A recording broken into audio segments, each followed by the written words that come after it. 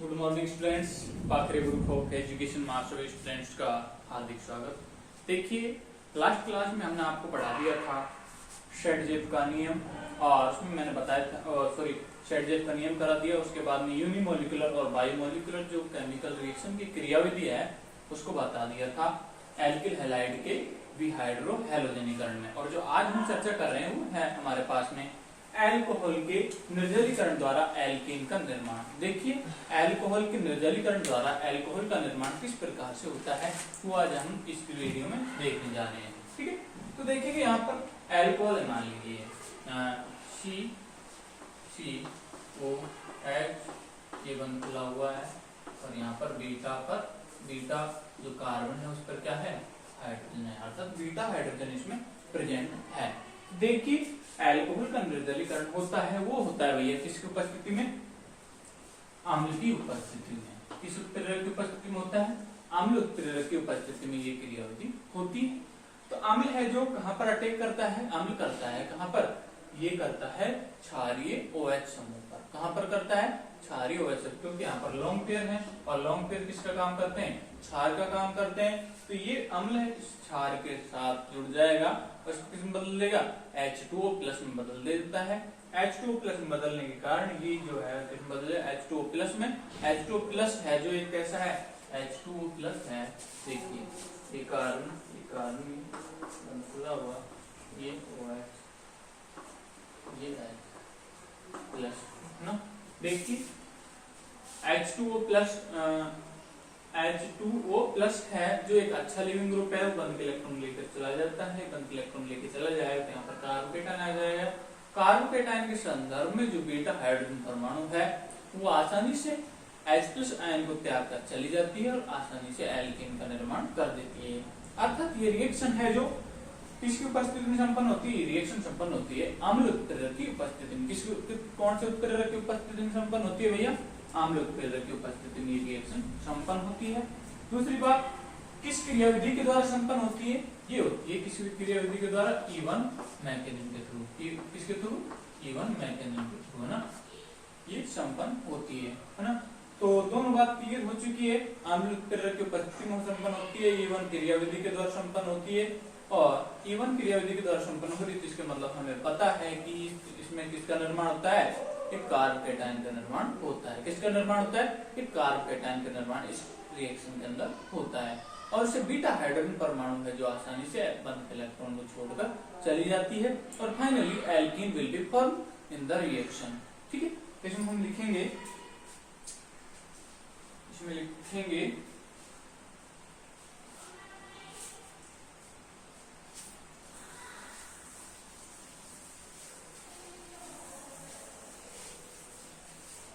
लिखना चालू करेंगे। यह भी विलोपन अभिक्रिया ही है, यह भी एक विलोपन, यह भी एक विलोपन अभिक्रिया ही है, अभिक्रिया ही है। ये भी कैसी अभिक्रिया भैया, विलोपन अभिक्रिया है। इसमें किसका विलोपन होता है, जल का अणु का विलोपन होता है ना। आगे लिखेंगे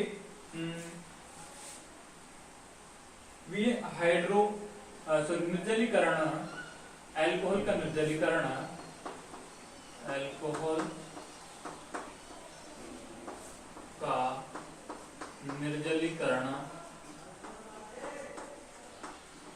निर्जलीकरण एक अम्ल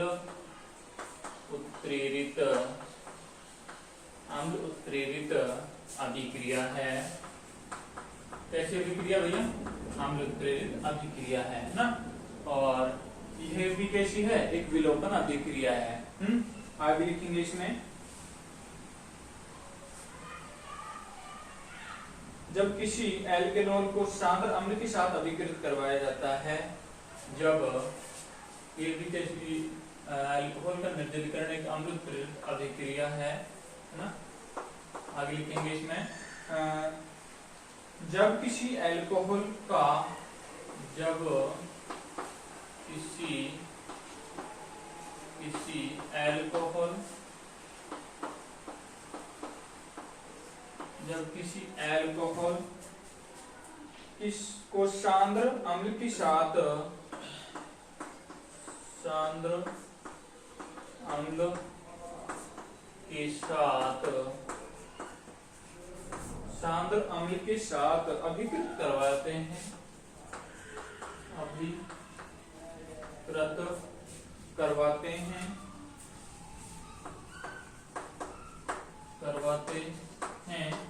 तो अभिकृत करवाते हैं तो एल्केनॉल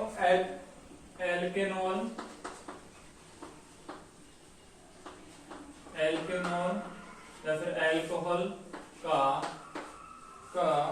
निर्जलीकरण होकर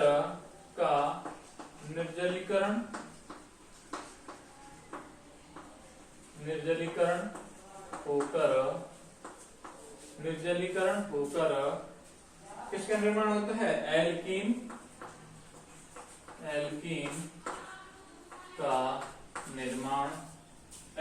का निर्माण होता है। किसका निर्माण होता है? एल्कीन का निर्माण होता है। देखिए हम यहाँ पर एक पहले जनरल रिएक्शन लेते हैं। मान लीजिए ये कार्बन है, इस पर हाइड्रोजन, ये कार्बन, इस पर OH है ना, ये बंद खुला हुआ, ये बंद खुला हुआ है ना। यहाँ पर H+ आयन लेते हैं।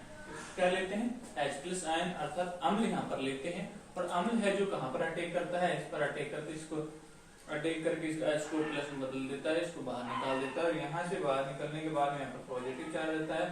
पहले मैं जनरल रिएक्शन लिख रहा हूँ, उसके बाद में क्रियाविधि बताएंगे। तो यहाँ से निर्जलीकरण, H2 बाहर गया तो ये डबल बॉन्ड आ जाता है कार्बन कार्बन के मध्य, उसको कहते हैं हम क्या? एल्कीन। क्या कहते हैं इसको हम? एल्कीन। एज द प्रोडक्ट हम इसे कहते हैं। तो ये तो होती है सामान्य रिएक्शन। अब हम लिखेंगे इसमें क्रियाविधि। क्या लिखेंगे? क्रियाविधि। देखिए क्रियाविधि में हम जो है लिखेंगे, देखिए मैं डायरेक्ट मैकेनिज्म है जो लिख रहा हूं, है ना। क्रियाविधि में यह है कि इसे हम बीटा विलोपन या 1,2 विलोपन कहते हैं। क्या कहते हैं इसको? बीटा विलोपन या फिर क्या कहते हैं इसको? 1,2 विलोपन इसे हम कहते हैं ना। तो देखते हैं हम यहाँ पर एक जनरल एग्जांपल लेते हैं, यहाँ पर एथेनॉल का। किसका? एथेनॉल का, है ना। देखिए एग्जांपल हमारे पास में कार्बन, ये हाइड्रोजन और ये हाइड्रोजन, ये कार्बन, ये हाइड्रोजन, ये हाइड्रोजन, ये OH है ना। ये एथेनॉल है। क्या है? एथेनॉल का निर्जलीकरण मैं करवा रहा हूँ किसकी उपस्थिति में? H+ की उपस्थिति में। किसकी उपस्थिति में? H+ की उपस्थिति में निर्जलीकरण करवा रहा हूँ। यहाँ से किसका अणु निकलता है? OH यहाँ से और H यहाँ से, जल का अणु बाहर निकलता है। ये प्रेरक के रूप में यहाँ पर काम करता है। किसके रूप में? कैटलिस्ट के रूप में यहाँ पर काम करता है। तो देखिए यहाँ पर जब यहाँ से OH और यहाँ से H जब बाहर निकलेगी तो क्या होगा? यहाँ पर ये कार्बन डबल बॉन्ड, कार्बन, इस पर एक हाइड्रोजन, इस पर एक हाइड्रोजन, इस पर एक हाइड्रोजन, इस पर ये हाइड्रोजन, साथ में जल का अणु यहाँ पर निकल जाता है। तो ये तो होती है एक सामान्य रिएक्शन की बात। इसको कहते हैं हम क्या? एथीन। क्या कहते हैं? एथीन इसे हम कहते हैं। अब देखिए ये तो है जनरल रिएक्शन। अब हम देखेंगे इसकी क्रियाविधि। क्या देखेंगे? क्रियाविधि। तो मैं इसको ऊपर से है जो मिटा देता हूँ।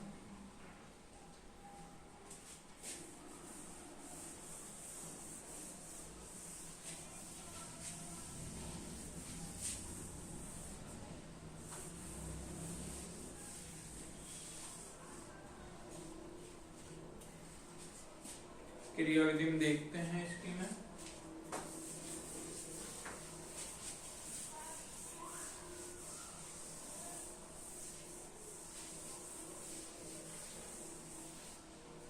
देखिए क्रियाविधि हम क्रियाविधि देखेंगे, है ना, मैकेनिज्म। ये तो जनरल रिएक्शन थी, अब इसके मैकेनिज्म है जो वो किस प्रकार से है देखिएगा। ये कार्बन है, ये वन खुला हुआ, ये वन है ना, ये हाइड्रोजन, ये कार्बन, ये है ना, और ये OH है ना, ठीक है। यहाँ पर H+ आयन आया, इस पर अटैक करेगा, किस पर, इस पर, है ना, ये लॉन्ग पेयर है इस पे, है ना, तो इसको H2O+ में बदल देता है फर्स्ट स्टेप के अंदर। तो ये कार्बन, ये बंद खुला हुआ है, H है, इधर डबल बॉन्ड, इधर OH2+ में इसको बदल दिया। तो ये तो हुआ फर्स्ट स्टेप के अंदर। अब है जो अगले स्टेप में क्या होता है, देखिए यहाँ पर ये कार्बन है, बंद खुला हुआ है, और ये जो है कार्बन, ये OH2+ में है, यहाँ पर हाइड्रोजन है, ये बंद खुला हुआ है। तो यहाँ पर अगले स्टेप में ये जल का अणु बाहर निकल जाता है H2O के रूप में, और ये कार्बन, ये हाइड्रोजन, ये कार्बन, ये पॉजिटिव चार्ज, ये कार्बन, है ना। अब ये कार्बोकेटायन यहाँ पर बन जाता है सेकंड स्टेप के अंदर। ये क्या है, कार्बोकेटायन, क्या है, कार्बोकेटायन, क्या है, इंटरमीडिएट, है ना, मध्यवर्ती कार्बोकेटायन यहाँ पर बन जाता है। अब फाइनली स्टेप में ये होता है कि यहाँ से है एक H+ का अणु है जो बल्क इलेक्ट्रॉन छोड़कर चला जाता है। बीटा कार्बन पर जो होता है, कौन सा वाला है, बीटा कार्बन है, ये अल्फा कार्बन है। बीटा कार्बन का H+ आयन छोड़कर चला जाता है बंद इलेक्ट्रॉन को, और यहाँ पर है जो एल्कीन का है जो अणु बन जाता है। ये क्या है, एल्कीन, एल्कीन का अणु यहाँ पर बन जाता है। तो ये होती हुई है मैकेनिज्म एल्कीन के निर्माण की विधि। किसके द्वारा, एल्कोहल के निर्जलीकरण द्वारा। किसके द्वारा, एल्कोहल के निर्जलीकरण द्वारा एल्कीन के निर्माण की विधि है। तो देखिए आगे मैं एक बात और बता देता हूं इसमें। अब यहाँ पर जो ये एक लाइन ये और लिख देते हैं, यह क्रियाविधि E1 मैकेनिज्म के थ्रू संपन्न होती है। किसके थ्रू संपन्न होती है, आगे ये लाइन लिखवा देता हूं मैं ना, तो ये तो इसको उतार लेंगे क्रियाविधि को।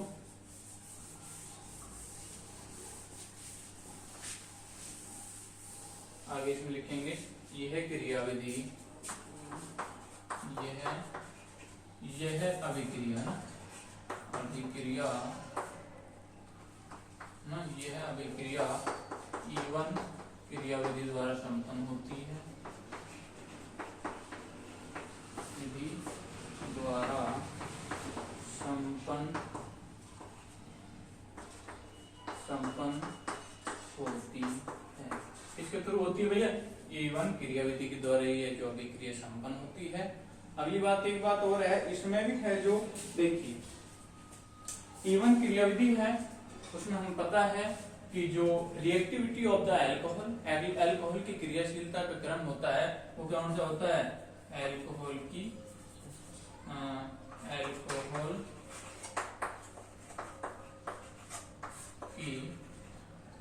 क्रियाशीलता का क्रम, की क्रियाशीलता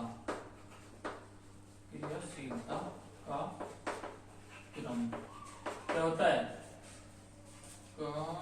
क्रम ना।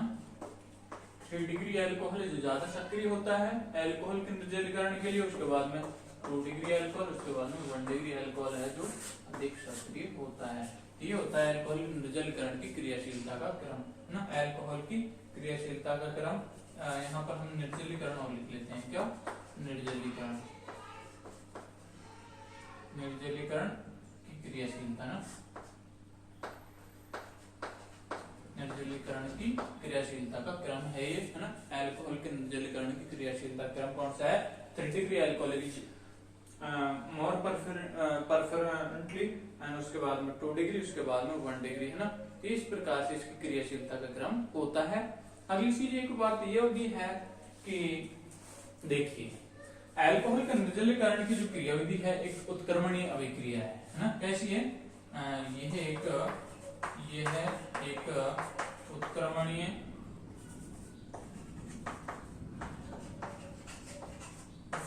अभिक्रिया है, लेकिन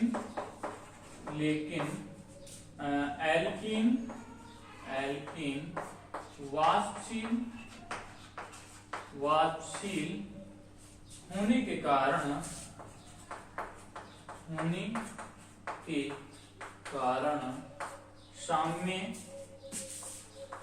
साम्य कहां पर खिसक जाता है? राइट हैंड में।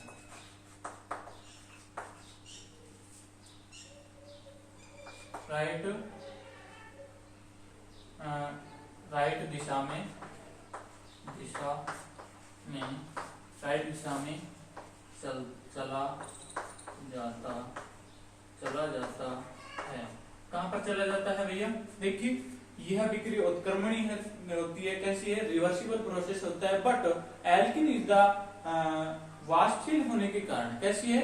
एल्किन वेपराइजेशन इसका आसानी से होने के कारण ये है जो साम्य कहां पर चला जाता है? राइट हैंड की ओर चला जाता है ना, साम्य दाईं ओर की ओर खिसक जाता है ना। तो ये होती है भैया। इसके बाद अगली बात ये भी है कि इसमें है जो रेजिस सेलेक्टिविटी पाई जाती है। क्या पाई जाती है? रेजिस सेलेक्टिविटी। रेजिस सेलेक्टिविटी का मतलब है क्षेत्र में वर्णात्मकता से है। क्षेत्र में वर्णात्मकता से तात्पर्य है हमारा कि वही इसके अंदर यदि एक से अधिक बीटा हाइड्रोजन यदि उपस्थित है निर्जलीकरण के दौरान, तो कौन सी वाली बीटा हाइड्रोजन है जो इसमें जाए?